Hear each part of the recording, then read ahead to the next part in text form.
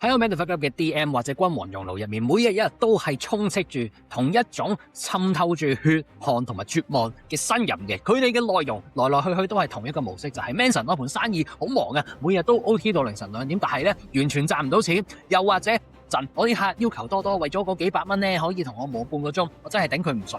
但我創業咗3年啦，冇放過一日假，冇時間陪屋企人，冇時間打機。我銀行戶口得個數字仲少過我嗰陣時打工嘅朋友，我係咪做錯咗呢？ Manson 我有個客凌晨3點嘅時候 WhatsApp 我要改佢 logo 嘅顏色，我唔覆又驚佢走，覆咗我又覺得自己好賤，我到底算唔算係老闆定係佢嘅工人呢？每一次睇到呢啲嘅 message 咧，我個心都好似俾人拮咗一下咁樣。但係我唔係同情你哋啊，我嬲係因為我睇住你哋一班本來本應成為君王嘅男人，甘願將自己至今墮落貶低成為高級嘅奴隸。你哋以為自己開撚咗間公司就係老細，就係創業家，但係你哋撚唔到我嘅，因為你哋每一朝擘大眼第一個感覺唔係興奮，係恐懼。咩意思啊？即係話恐懼下一個無理嘅客戶投訴你，恐懼下一張唔知幾時先至找數嘅 invoice。你哋唔係為自己嘅夢想打緊工，你哋係為你哋吹垃圾最唔值錢、最應該被消失嘅嗰班客戶撚去打工。我點解講得咁撚肯定呢？就係因為我自己曾經都係呢一種高級奴隸嘅典型代表。咁我畢業嗰1年，我負債超過85萬，學費加埋生活費就超過欠咗屋企人100萬啦，再加上創業借咗50萬，為咗生存，為咗還錢，我做咗一個最戇鳩、最愚蠢嘅決定。就係只要有人敲我門，只要有人俾去想買我嘅嘢嘅時候呢，無論佢係邊兩個出幾多錢，我都照樣接。有一個客俾咗幾千蚊，想我由零開始幫佢建立一個 brand。佢凌晨3點嘅時候 WhatsApp 我問我 logo 嘅顏色可唔可以改光啲啊？我二話不說即刻覆佢，當然話得啦。另一個客俾咗2皮嘢，但係就要我包埋啲網頁設計啊、social media 嘅營運啊，甚至幫佢請埋人。OK， 我每一日用超過16個鐘去應付呢啲無理嘅要求，我賺到嘅錢扣除埋成本、時間嘅成本，可能仲低過一個 M 記嘅經理。我壓力大到成日都失眠，我望住個銀行戶口，再望下個鏡入面自己個殘忍咗嘅樣，我問自己呢個唔通就係我當年拒絕做律師所追求嘅所謂自由咩？嗰刻，所以我就知道咗啦。如果我繼續咁樣落去嘅話，唔係盤生意執笠，就係我自己首先崩潰。咁所以今日喺征服財富王國呢一個 Mentor 發急嘅系列裏邊，我要教你哋一個可能你會覺得好殘酷、好冇人情味嘅核心秘法，一個君王們必須學識嘅黑暗兵法。我叫佢做就係鯨魚捕獲嘅法則啦。咩叫鯨魚捕獲法則或者鯨魚捕獵法則呢？呢一個法則其實第一步就係叫你拎起你把屠龍刀，親手炒撚咗你公司80%嘅客戶，然後喺佢哋嘅屍體之上浴火重生。過程我保證會好撚痛，因為佢要你殺死你最熟悉嘅生存模式。但係如果你捱得過嘅話，你嘅生意、你嘅收入、你嘅人生將會經歷一次徹底嘅蛻變。我要同你講一句好直接嘅說話，就係我要揾多啲客。呢6粒字係劇毒嚟嘅。當你問呢個問題嘅一刻，其實就輸撚咗。你唔係輸自己唔夠努力，而係亦都唔係輸自己唔夠能力啊，而係輸咗個框架，你係輸咗個 frame。因為你嘅潛台詞係啲乜嘢？就係我嘅生意唔夠好，所以我需要更多嘅客去填滿，我需要服務所有人，因為我驚失去任何一個。而呢個濕鳩框架將會變成一個站喺碼頭上面用漁網喺度撈啲蜆仔嘅漁夫一樣。你撈到你撈到都好啦，你條腰都斷撚咗啦，係咪？成身濕撚晒，但係你永遠都發唔到達，因為啲蜆仔就係值嗰個蜆仔價。你撈100萬隻蜆仔都唔夠人哋撈到一條鯨魚一樣咁 valuable。咁所以大家有冇聽過80-20法則呢？一個意大利經濟學家提出過，佢話喺任何嘅嘢入面，嘅結果都係由2成嘅原因造成嘅，係咪？你都相信你聽過㗎啦。喺你盤生意入面，呢個法則更加殘酷。你公司80% 嘅利潤其實係嚟自你最 top 20% 嘅客戶，即係你班鯨魚。而你公司80% 嘅頭痛麻煩同埋精神嘅損耗 OT 嘅時間，全部都係嚟自其餘80%嘅濕鳩垃圾客戶。你啲蝦毛或者嗰啲嘅寄生蟲，其實你明唔明呢一個嘅畫面有幾咁恐怖呢？OK， 你 get 唔 get 到啊？你用咗80%嘅生命能量去餵飽一班只係帶俾你2成甚至係負利潤嘅寄生蟲，而你真正嘅鯨魚，你反而因為自己好似好忙咁樣而忽略晒佢哋。所以你同我講話你想建立你嘅財富王國嘅話，你望下你依家嘅王國先，佢唔係一塊金碧輝煌嘅宮殿，佢係一個臭氣熏天、擠滿晒牛鬼蛇神嘅難民營。你打開城門，乜鳩人你都俾佢入嚟，蝦魔入嚟食晒你啲資源，寄生蟲入嚟吸晒你嘅血，然後你仲同自己講啊，呢排好忙啊，生意非常之好啊，係咪？錯啦，你唔撚係忙啊，你係喺度被慢性謀殺緊。咁所以舊嘅問題係呢一個毒藥嚟嘅。一個君王應該問嘅問題唔係我點樣去揾多啲客呢6粒字，而係我點樣可以將我嘅王國淨化到只係剩翻最 top、最頂尖、最頂級嘅公民，然後用咗100% 嘅資源去令到佢哋瘋狂咁愛上我呢。焦點由廣度轉為深度 ，OK？ 由服務所有濕鳩嘅人轉移對只服務最值得嘅人。如果你拒絕呢個轉變嘅話，繼續做你嘅難民營嘅營長嘅話，你嘅人生將會被3把鎖嘅鎖死。第一把鎖就係金錢之鎖，你以為自己好撚忙就會遲早會有撚錢，錯啦！你嘅忙正正就係你窮嘅原因。我講多次，你嘅忙正正就係你窮嘅原因。你嘅時間、你嘅精力、你嘅腦容量係你呢個世界上面最寶貴嘅資產，佢哋係你用嚟創造價值、累積財富嘅唯一原材料。但係當你係一個來者不拒嘅營長，你咁濫交嘅時候，你嘅呢啲寶貴資源會去撚咗邊度啊？用下個豬腦你就會知道，你用咗4個鐘去同一個俾3000蚊嘅蝦毛客嚟嚟回回喺度改一個 logo。佢話要藍色，你改完之後佢又話喺度，佢又話綠色，改完之後又話紅色，係咪？3個鐘之後、4個鐘之後，佢又話啊，不如都係去翻你當初嘅藍色最好睇。咁你嗰4粒鐘咪白白咁樣去蒸發咗咯。你用咗成個下晝去應付一個寄生蟲嘅投訴 ，OK？ 佢嘅生意本身就一塌糊塗噶啦，佢都係一個 loser 嚟嘅，但係佢將所有責任推鳩晒落你身上，咁嗰種嘅負能量令到你之後成個禮拜咪提唔起勁做嘢咯。你每個月花喺呢啲咁嘅低價值客戶身上，加埋可能超過8幾個鐘。呢100個鐘 ，let's say 如果你用嚟深度服務，只係你服務你嗰啲嘅其餘客戶嘅話，佢哋可能會加碼，佢哋可能會轉介啲更加好嘅客戶俾你，可能會令到你收入以倍數增長。但係你冇咁樣做，你將你嘅黃金攞嚟換晒成堆垃圾嘅石頭，咁你個銀行戶口會點啊？記住係你人生優先次序最誠實嘅成績表嚟。而一個將80%嘅精力花喺只係帶嚟20% 收入嘅客戶嘅身上嘅人呢，佢嘅財務命運注定係災難，係慢性嘅災難。你唔係冇能力賺錢，你係自願選擇咗貧窮。因為你嘅競爭對手嗰啲真係識得服務其餘嘅人，佢哋嘅收入已經係你嘅5倍、10倍、20倍，唔係因為佢哋比你多5倍、10倍、20倍嘅努力，或者呢，係因為佢哋嘅每一分鐘都係用喺正確嘅地方上面，而你每一分鐘都係俾啲蝦毛同埋寄生蟲食鳩晒。第二把鎖啦，就係你嘅尊嚴之鎖。呢把鎖會徹底摧毀你作為一個男人嘅核心嘅。咩意思？當你嘅客戶名單入面充斥住蝦毛、充斥住啲寄生蟲、牛鬼蛇神嘅時候，你知道會發生啲咩事嗎？你嘅自我價值就會一日咁樣被蠶食嘅，因為啲蝦毛客會同你講價，講到你懷疑人生。呢個 project 真係值咁多錢咩？我啲 friend 話個淘寶啊、拼多多嗰度揾人做幾十蚊咋喎，幾百蚊咋喎。你為咗唔想失去呢班冚家拎，你減價，你再減價，你再減價，你每一次減價，你唔係減嗰個價，你係減緊你自己嘅價值，你係減緊自己嘅尊嚴。啲寄生蟲會當你係24/7 on call 嘅工人咁。唔會用請同埋唔該你，佢哋會用我要乜啊？我又點解你仲未做好嘅？咁樣嘅衝去同你講嘢，你慢慢就會開始覺得自己唔係一個專業人士，唔係一個創業家，唔係一個有錢人，而係一個隨時可以俾人召喚出嚟嘅廉價勞工，唔係神獸。OK， 你每一日翻到屋企食飯，面對住仲要有另一場審判，你就係面對住你好努力上咗去創業，跟住啲人就同你講，你搞嗰個網上嘢有冇前途㗎？搞咁耐都未有起色嘅。我話你睇下人哋邊個個仔已經做緊經理咯，你幾時先至會有翻份正經工啊？會唔會考慮翻做翻嗰啲考翻乜部隊咁樣咧？呢啲說話就好似一針一針咁篤落你個心度啦。但係你冇辦法反駁喺嗰個 moment， 因為你望下自己個狀態，做到成隻狗，做到成隻積咁樣，個銀行戶口都仲係得翻嗰幾千蚊。成個月做咗咁多嘢，都係賺嗰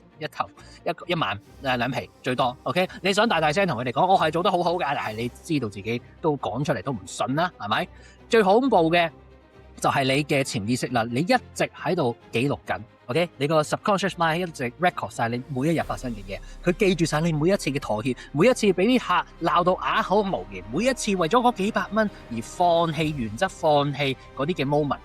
人日積月累嘅時候，你企喺個鏡頭面前，你企喺塊鏡面前，你唔再認得自己，你見到嘅就係一個面容憔悴、眼神閃閃縮縮，俾呢個世界踐踏到冇晒稜角嘅空殼。你以為自己做緊生意好叻仔啊？錯啦！你喺度做緊一件更加恐怖嘅事情，就係你喺度每一日、一日、日復日咁樣將自己嘅尊嚴賣俾晒呢啲低價值嘅蛤蟆同埋寄生蟲，而佢哋嘅價仲低過你1個鐘嘅時間成本。一個連自己價值都唔敢堅持嘅男人，佢嘅王國永遠都只係一個被踐踏嘅難民營。第3把鎖亦都係最多人忽略、最大殺傷力嘅兩性之鎖。你以為啲服務下呢啲蛤蟆啊下同你嘅感情冇關係呢？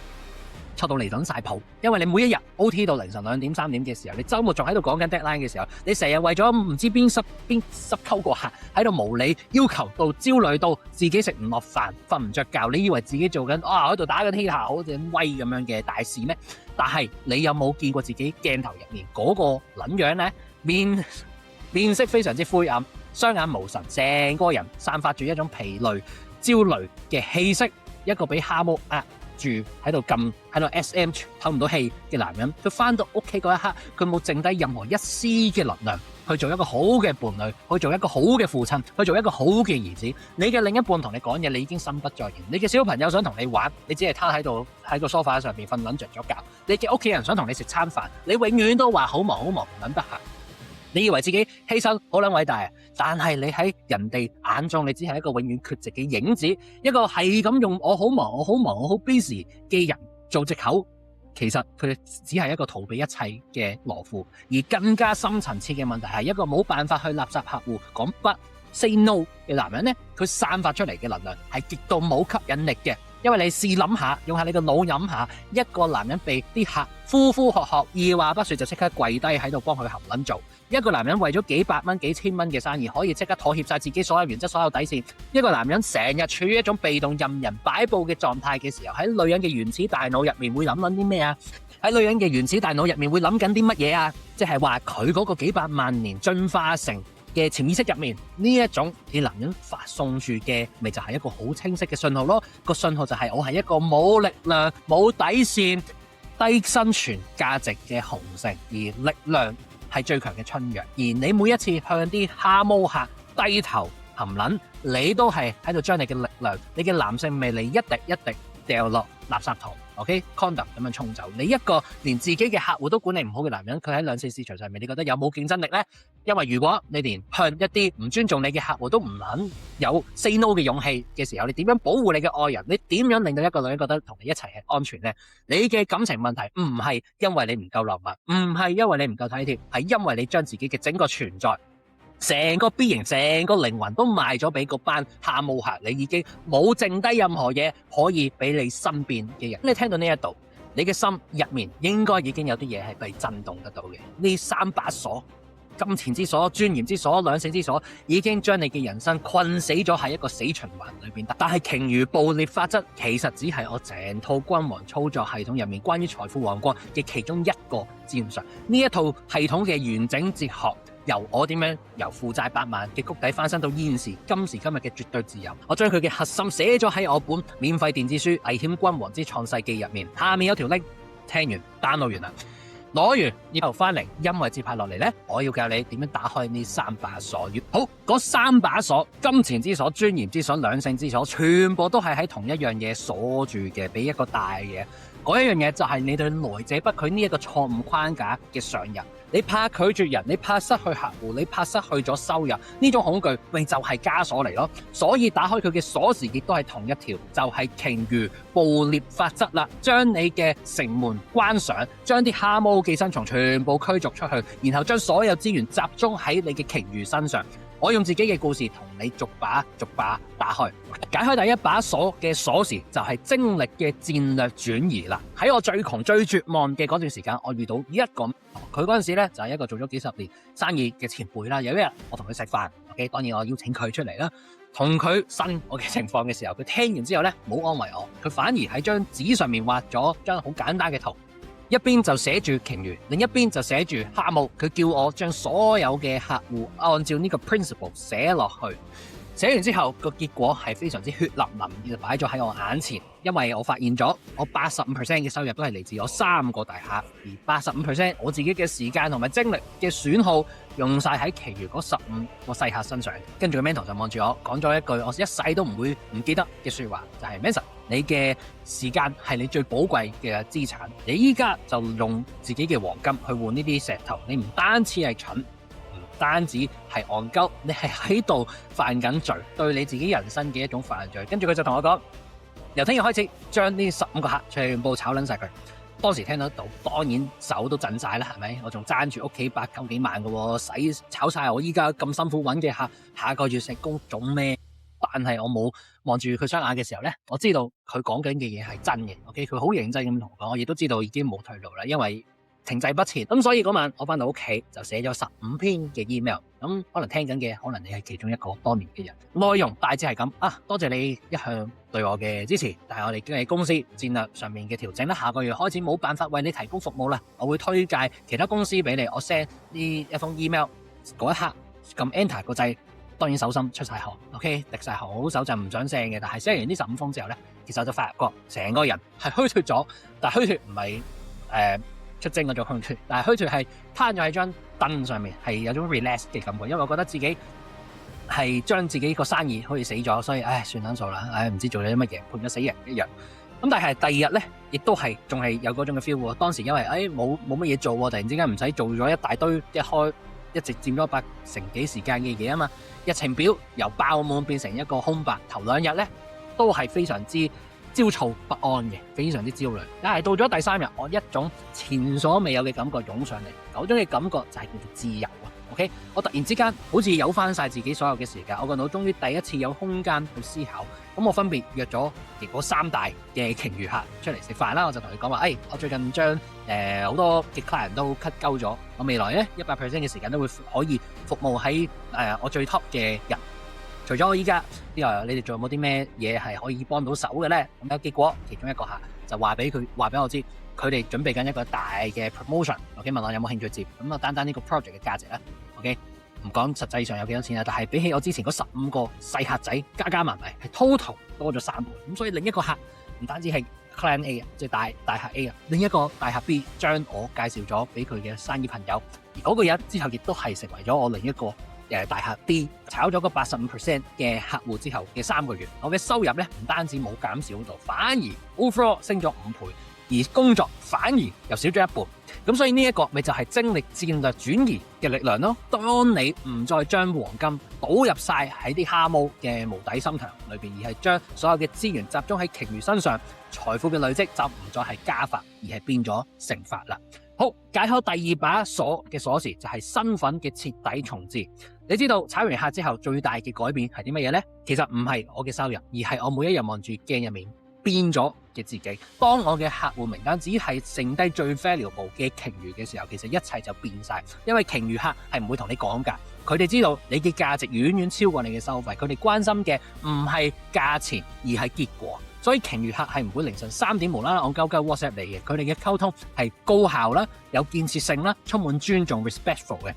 佢哋唔會當你係工人，佢哋會當你係戰略夥伴。你唔係啲阿 B 阿 C 阿豬阿狗，你哋係一齊去打江山嘅盟友。咁所以每一次同呢啲鯨魚客嘅互動，我嘅潛意識都係喺度記錄緊一條新嘅訊息，就係我係一個值得被尊重嘅專家，我嘅時間同埋專業係有價值嘅，我值得呢種高層次嘅合作。咁所以呢一種由內而生嘅篤定感，慢慢就會滲透出你嘅每一個毛孔，你嘅眼神就唔再係閃縮，你嘅腰骨自然就會挺直。你行入任何一間房，你都知道自己係有料有貨嘅人，然後屋企人嘅態度亦都會隨之而變嘅。當你還清咗債，當你有能力俾家用，當你搬出嚟自己住，嗰啲曾經質疑你嘅說話慢慢就會消失，取而代之嘅就係一種沉默嘅認可。你唔再需要向任何人解釋你做緊啲乜嘢，因為你嘅成績已經會幫你講晒所有嘅說話。咁所以我到嗰一刻終於明白到，我追求由始至終嘅唔係數字上面嘅財富，唔係任何嘅被動收入，而係嗰一種嘅 fuck you power 嘅狀態。呢個意味住就係對於任何我唔想做嘅項目，我唔想見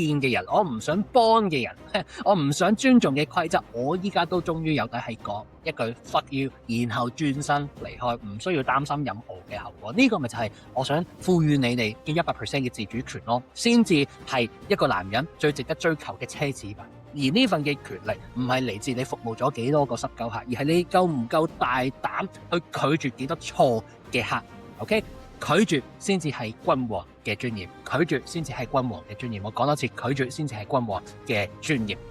最後一把鎖匙解開嘅就係兩性之鎖，亦都係最諷刺嘅一環啦。當你執行完鯨魚捕獵法則嘅時候，你成個能量場其實就會發生質變。首先，你終於會有時間，你唔會再係嗰個成日好忙嘅人。OK， 你可以陪你嘅另一半幾時幾後 weekday 隨時食餐飯，唔使成日望住部電話，可以陪你嘅小朋友去公園玩，真正可以陪伴佢哋，而唔係身就喺曹營，心就喺漢咁樣。你可以坐低係陪你嘅父母傾偈，唔再成日話哎呀要有 deadline 啊，所以我今晚唔陪到你哋食飯啊 weekend 唔翻嚟啦，做藉口。呢一種嘅在場，呢活在當下，呢嘅 being present 先至係你送俾你愛嘅人最珍貴嘅禮物。因為喺呢個時代，一個男人全心全意嘅關注，一個高價值男人嘅 presence， 比起任何嘅名牌、任何嘅驚喜，都係更加稀有、更加珍貴。咁但係更加深層次嘅改變係你成個人嘅 aura， 你成個人嘅氣質。一個敢於炒鳩晒啲垃圾客嘅男人，佢散發出嚟嘅能量係完全唔同嘅。佢嘅眼神係堅定，佢因為佢知道自己嘅底線喺邊度，佢嘅姿態係鬆容嘅。OK， 因為佢唔會俾嗰啲蝦毛嘅無理要求追住跑。佢嘅自信係真實嘅，因為佢每一日都係同啲欣賞佢、尊重佢、高 value 嘅人。咁呢種我嘅世界由我話事嘅王者能量，喺女人嘅原始大腦之中係一種好致命嘅吸引力，因為佢代表住力量，代表住掌控，代表住呢個男人有能力保護佢嘅領土。所以你要記住，喺兩性關係入面，對方愛上嘅從來都唔係你為佢做咗啲乜嘢，而係你係一個乜嘢樣嘅人。而一個有力拒絕世界嘅男人，佢嘅存在本身就係一塊磁石。而一個俾啲蝦毛壓到唞唔到氣，冇時間，成日都話哎呀好慘啊，個客要我點點點，冇撚精神，冇撚自信嘅男人，佢連自己都拯救唔到，你期望佢拯救一段關係，叫佢食屎都得啦。炒走晒你啲蝦毛客，唔單止係一個商業決定，更加係一個宣告，因為你喺度宣告緊我嘅時間、我嘅精力、我嘅人生從今日開始只屬於值得嘅人。而當你真正活出呢個宣言嘅時候，你身邊嘅人無論係伴侶、家人定係朋友，都會感受到呢一種嘅轉變，佢哋都會見到一個全新嘅你，一個有力量嘅你，一個值得被愛嘅你。好，我依家喺知道喺熒幕前面有兩種人嘅第一種聽完之後，依家心一定有團火燃燒緊，佢已經決定咗返到公司第一件事就係做一個客戶嘅審計。OK， 一陣我就會教大家點樣做。第二種人就係喺度 keep 住揾藉口咯。哎呀 Manson 你講得好啦，好聽啊，但係我啲客炒晒，我下個月食屎咩？但係哎呀邊個跟咗我好耐喎，好有感情喎，唔好意思炒佢喎。哎呀我覺得你講得太撚極端啦，做生意咧一定要 balance，唔能夠得罪啲客㗎。哎呀我盤生意咧唔同你嘅，唔同 industry 啊，我嘅行業一定要咁樣做㗎。呢班嘅撚樣，我叫佢做蝦毛嘅奴隸。點解咧？因為蝦毛奴隸嘅特徵係好撚容易認嘅，佢哋成日都會將哎呀唔好意思唔好意思掛喺個嘴上面，佢哋好怕拒絕任何人，因為佢哋嘅自我價值低撚到需要靠個客嘅數量去填滿翻自己嘅 self-esteem。佢哋將忙碌當成徽章，你睇下我幾忙，我有幾多個客又 call 我，跟住衝鳩出去簽約啦，我一定做得好好噶。咁但係佢哋背後嘅銀行戶口每個月都喺度嘲笑緊佢哋自己係自欺欺人。佢哋沉迷於一種叫做假安全感嘅毒品，佢哋會覺得客多就自然係安全，但係佢哋唔諗知道，當你嘅收入分散喺50個蝦毛入面，你其實比起一個只有3大鯨魚嘅人脆弱得多嘅。因為任何一個蝦毛走咗都冇所謂，但係你嘅精力已經被50個唔同嘅方向撕裂晒，你冇時間去服務好任何一個，所以最終咪佢哋全部走晒咯。10年之後，佢哋仲係坐喺同一間細到住唔到身嘅辦公室入面，對住同一部慢到爆嘅電腦，處理緊同一堆蝦毛客嘅無理要求。佢哋嘅頭髮已經甩多咗一半，佢哋條腰都粗咗10寸。佢哋嘅銀行戶口仲係嗰個可悲嘅數字，而佢哋身邊嘅人、另一半、小朋友、父母等等已經放棄咗，等佢哋得閒呢個奢侈嘅夢想。佢哋會同自己講：哎呀，我已經好努力去做我嘅事業㗎啦。但係佢哋嘅努力由頭到尾，由10年前我講到我今日，講到我10年後，你聽翻我今日呢段説話講，都係錯撚咗方向。佢哋唔係努力嘅創業家，佢哋係自願帶上奴隸枷鎖嘅狗。然後將呢條鎖遞俾啲最濕鳩嘅客戶、最垃圾嘅客戶，求佢哋施寫多一張 order 多一張單俾佢哋。唉，佢哋就好似一班坐喺鐵欄已經生晒鏽嘅監獄入面嘅囚犯，一推就開，我趕咗10年，但係佢哋唔捨得走，因為佢哋太過中意被需要嘅幻想，被啲濕鳩人需要嘅幻覺。佢哋以為有人需要佢哋嘅服務就代表佢哋有價值，但係佢哋唔諗明白，俾蝦毛需要唔係價值，而係一種嘅詛咒。所以你想做蝦毛奴隸啊，定係做君王呢？你想10年後仲係被呢啲垃圾客喺度呼呼喝喝啊，定係站喺你自己親手鍛造建造嘅財富王國之巔，只同一啲欣賞你嘅人合作呢？如果你選擇做君王嘅話，我依家就將鯨魚捕獵法則嘅核心藍圖拆解成4個你可以即刻執行嘅步驟，我叫佢做王國清洗嘅4部曲。第一步就係進行客戶嘅審計，做佢嘅 audit， 繪製出你嘅海洋地圖先。咩意思？睇圖啦，你唔可以將所有客戶都睇成一樣嘅，攞一張紙出嚟，或者攞個 Excel 字我一樣，將你過去1年所有嘅 client根據2個維度分類，利潤嘅貢獻同埋精神嘅損耗，你會見到4種物種嘅第4象限，嗰啲叫做寄生蟲、食屎垃圾。OK， 利潤極低，甚至係負數，精神損耗極高，呢啲必須即刻無情地清除。第3象限嗰啲叫做蝦毛仔，即係利潤好撚低，數量好撚多，全部逐步淘汰或者強制升級。一陣你就會知我講乜。第2象限就係海豚 ，OK， 呢啲利潤中等嘅，精神損耗係低嘅，有潛力成為鯨魚嘅 ，OK， 呢啲你要維持關係並且嘗試系統化佢哋。而第1象限右上角就係鯨魚啦，利潤極高，精神損耗極低，用你80%嘅時間去令佢哋愛上你啦。好，第2步啦，就係要執行溫和嘅驅逐令。對於嗰啲寄生蟲同埋蝦毛仔，你有3大嘅武器。第一件就係叫做加價之錘。boom 落去，直接大幅提升報價，唔係加10%、20% 咁少啊，係2倍、3倍、5倍等等。佢哋走咗就恭喜你，因為佢哋肯俾嘅話，升級嘅話，佢就變鯨魚。無論邊個結果，你都係贏嘅。第2就係轉介之盾，同佢哋講你檔期 full 晒，你嘅 booking full 晒啦，你依家冇咁多時間去 serve 佢哋啊，推介一個更加合適佢哋 budget 嘅行家俾佢哋啦。一方面既擺脫咗佢哋，有第2方面可以賣人情俾你嘅allies。OK， 3戰略之劍，直接話公司戰略方向調整，下個月開始冇辦法提供你嘅 service 或者你嘅 product， 專業堅定，冇討論空間。你記住嘅嘢就係，你唔係拋棄緊佢哋，你係為你嘅王國選擇更加合適嘅公民。好啦，第3步就係建立你嘅鯨魚農場啦。我哋頭先炒客只係做防守，依家跟住要主動出擊，主動做增值。咩意思啊？唔好等啲鯨魚提出更多嘅要求，你要主動諗下自己有啲咩位置可以做啲乜嘢，可以 value add 俾佢哋。第2就係深度連結啦，唔好淨係傾公事，你要開始更多 personalize 所有嘢，更多 emotional connection， 關心佢哋嘅屋企興趣、煩惱等等，將純粹 business、純粹 money、純粹商業關係呢一樣嘢提升到戰友 personal 朋友嘅層次。第3就係要求轉介，當信任夠深之後啦，直接開口問佢哋身邊有冇類似嘅企業家或者類似嘅人需要你嘅服務。記住，鯨魚通常都係同其他鯨魚一齊遊嘅，一條鯨魚隨時可以帶你進入整個鯨魚群。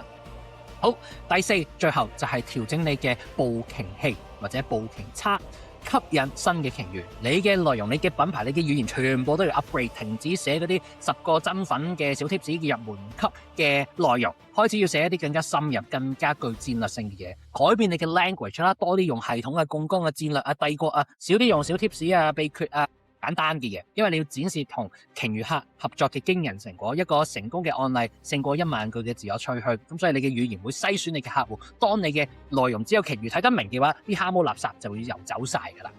好，各位立法級嘅覺醒者，各位兄弟，鯨魚捕獵法則嘅完整藍圖已經交到你手上。佢唔單止係一個商業嘅策略，佢更加係一個思維上面無形嘅革命。佢要求你由一個想討好晒所有人嘅爛好人，變成一個有清晰標準、敢於拒絕嘅君王。而呢個過程係需要極大嘅勇氣嘅，因為你要對抗你內心好恐懼 （game fear of loss） 失去嘅恐懼啊嘛。咁但係你要記住，你真正會失去嘅從來都唔係嗰班蛤蟆客，你真正會失去嘅係你嘅時間、你嘅健康、你嘅尊嚴、你嘅關係同埋你本身應該 deserve 擁有嘅人生。記住，少即係多，你嘅價值從來都唔係由客戶嘅數量決定，而係由你自己為自己設定嘅標準而決定嘅。OK， 咁所以今日返到公司，今日返到你自己嘅 office， 第一件事就係做你嘅客戶審計，做你嘅 client audit。喺下面留言，立下你嘅軍令狀，打低呢8個字，就係清洗王國，捕獵鯨魚。清洗王國，捕獵鯨魚。呢8個字就係你呢個禮拜嘅作戰號令。每一次你忍唔住想接一個蛤蟆客嘅單，每一次你想妥協、你報價去討好一個佢唔尊重你嘅人，喺心入面重複呢8個字：清洗王國，捕獵鯨魚，然後 cut 鳩佢先，服務你嘅鯨魚。一個連自己嘅城門都唔敢去守衛嘅男人呢，佢嘅王國注定會淪陷，成為難民嘅。而一個敢於將蛤蟆同啲垃圾寄生蟲趕出門口、趕出城門嘅男人，佢嘅王國將會豐盛繁榮到全世界嘅鯨員都會想游過嚟你度，所以去清洗佢哋啦！我嘅未來君王，你嘅財富王國等緊你 ，Let's fucking go！